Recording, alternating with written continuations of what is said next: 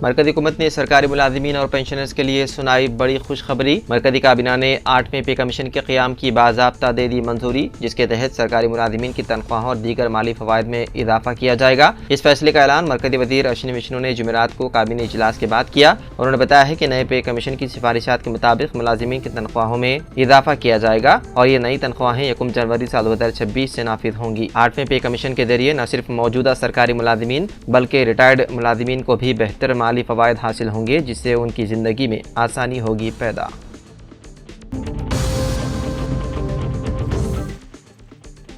Qatar, मिस्र और America की सालसी की शदीद कोशिशों के बाद हमास और इसराइल ने गाजा में जंगबंदी के मुआहदे पर इत्तेफाक कर लिया। कतर के वज़ीर-ए-आज़म ने ये ऐलान किया। कतर के वज़ीर-ए-आज़म शेख मोहम्मद बिन अब्दुर्रहमान बिन जासिम अस-सानी ने मीडिया कॉन्फ्रेंस में बताया है कि गाजा में दोनों फरीकों ने यरगमालियों और कैदियों के तबादले और देरपा अमन की बहाली का मुआहदा किया है, जिसके नतीजे में मुस्तकिल जंगबंदी होगी। उन्होंने कहा कि मुआहदे पर अमल दरामद इतवार 19 जनवरी से शुरू हो जाएगा।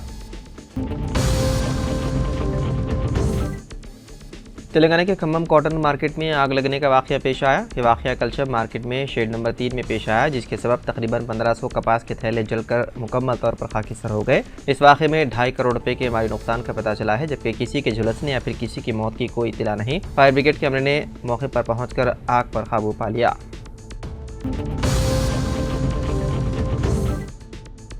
BRS के कारगुजार सदर व साबिक़ वज़ीर KTR जुमेरात को फार्मूला ई रेस केस में इन्फोर्समेंट डायरेक्टोरेट के सामने पेश हुए। सख्त सिक्योरिटी के दरमियान वो सुबह तकरीबन 11:15 बजे बशीरबाग में वाक़े ED के इलाकाई दफ्तर पहुंचे। KTR के साथ एक वकील को ED के दफ्तर में जाने की इजाज़त दी गई। इस दौरान ED के दफ्तर में कशीदगी फैल गई, क्योंकि BRS के कारकुनान एकजहती के लिए जमा हुए थे। उन्होंने एहतजाजी मुजाहिरा किया और मरकज़ी हुकूमत के खिलाफ नारेबाजी की, जिसके बाद पुलिस ने ख़वातीन समेत मुजाहिरीन को हिरासत में ले लिया और उन्हें पुलिस वैन में बिठाकर करीबी पुलिस स्टेशन मुंतकिल कर दिया।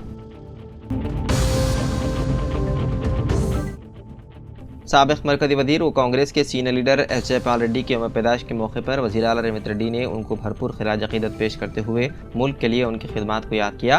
उन्होंने याद दिलाया कि तेलंगाना की तश्कील में जयपाल रेड्डी के रोल को अवाम कभी फरामोश नहीं करेंगे। जयपाल रेड्डी ने तेलंगाना के हुसूल के लिए खामोश सिपाही की तरह मुल्क की तमाम सियासी जमातों के साथ तालमेल कायम करने में अहम रोल अदा किया। उन्होंने कहा कि जयपाल रेड्डी सियासत में इक़्तिदार की अलामत के तौर पर खड़े थे।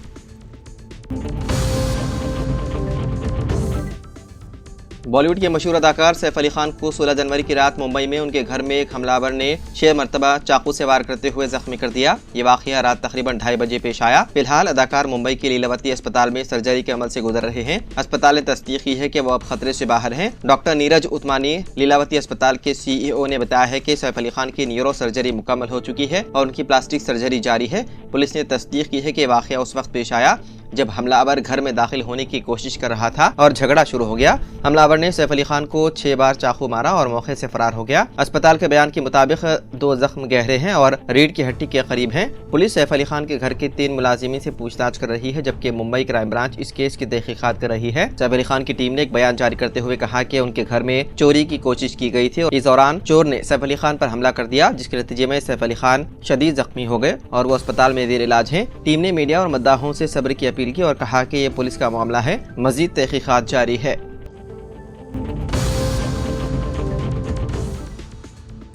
सिम कार्ड खरीदने का नया उसूल, बायोमेट्रिक तस्दीक लाजमी, जाली दस्तावेजात पर सख्त होगी कार्रवाई। वज़ीर-ए-आज़म के दफ्तर यानी कि PMO ने महकमे टेलीकॉम को एक अहम हिदायत जारी की है, जिसके तहत नए मोबाइल कनेक्शन के लिए बायोमेट्रिक तस्दीक लाजमी करार दी गई है। इस फैसले का मकसद जाली दस्तावेजात के जरिए हासिल करदा सिम कार्ड का गलत इस्तेमाल रोकना है। जाली सिम कार्ड साइबर जराइम और मालियाती घोटालों में मुलविस होने के बाइस एक बड़ा खतरा बन चुके हैं। रिपोर्ट के मुताबिक पहले सारिफीन मुख्तलिफ सरकारी शनाख्ती कार्ड जैसे वोटर ID या पासपोर्ट का इस्तेमाल करते हुए सिम कार्ड खरीद सकते थे, मगर अब नए कवायद के मुताबिक सिर्फ आधार से बायोमेट्रिक तस्दीक के जरिए ही कनेक्शन फाल किया जाएगा। अब कोई भी रिटेलर बायोमेट्रिक तस्दीक के बगैर सिम कार्ड फरोख्त नहीं कर सकेगा और इस उसूल की खिलाफ वर्जी पर सख्त कार्रवाई करने का दिया गया इंतबाह।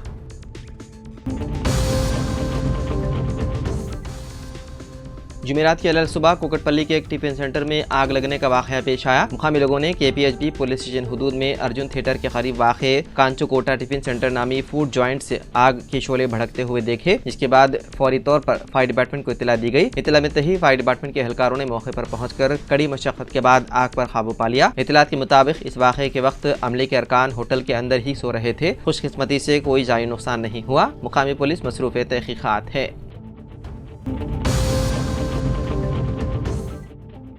All India industrial exhibition society T-hub और रियासती IT मिनिस्ट्री के ताबन से स्टार्टअप्स के फरोग के लिए हैदराबाद की नुमाइश में एक इख्तिराई मरकज कायम किया जा रहा है। इसका मकसद स्टार्टअप्स को अपनी मसनूआत और खिदमात की नुमाइश और आवाम को फरोख्त करने के लिए एक प्लेटफॉर्म फराहम करना है। इसका इफ्तिताह जुमेरात को टी-हब के CEO सुजीत जागीरदार करेंगे। मीडिया से बात करते हुए सोसाइटी के सेक्रेटरी B सुरेंद्र रेड्डी ने कहा कि 30 से ज्यादा स्टार्टअप्स को हफ्तेवार रोटेशन की बुनियाद पर नुमाइश में अपनी मसनूआत की नुमाइश और फरोख्त के मौके फराहम किए जाएंगे।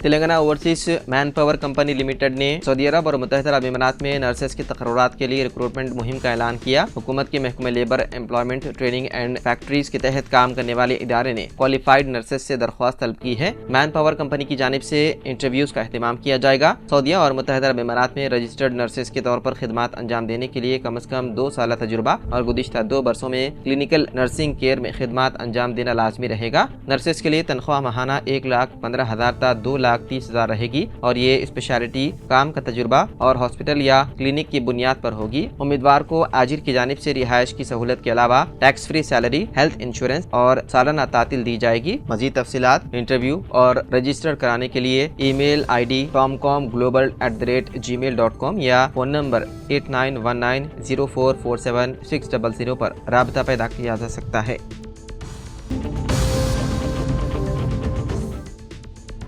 उत्तर प्रदेश के मिर्जापुर में एक वीडियो वायरल हुई जिसमें खातून को ऑटो ड्राइवर को बेतहाशा पीटते हुए देखा गया। इल्जाम है कि वाकया ऑटो के किराए के तनाज़े के बाद पेश आया। ताहम खातून का दावा है कि ड्राइवर ने उसके खिलाफ नामुनासिब जुबान का इस्तेमाल किया, जिस पर उसने रद्दअमल जाहिर किया। वीडियो में प्रियांशी पांडे ऑटो ड्राइवर विमलेश कुमार शुक्ला को उसकी सीट से घसीटने और गाली गलौज करते हुए देखा गया। ड्राइवर के माजरत ख्वाही के बावजूद वो उसे मारती रही। ये वीडियो बाद में खातून ने अपने इंस्टाग्राम पर अपलोड की, जिसके वायरल होने के बाद ड्राइवर ने पुलिस में शिकायत दर्ज करवाई और इंसाफ का मुतालबा किया।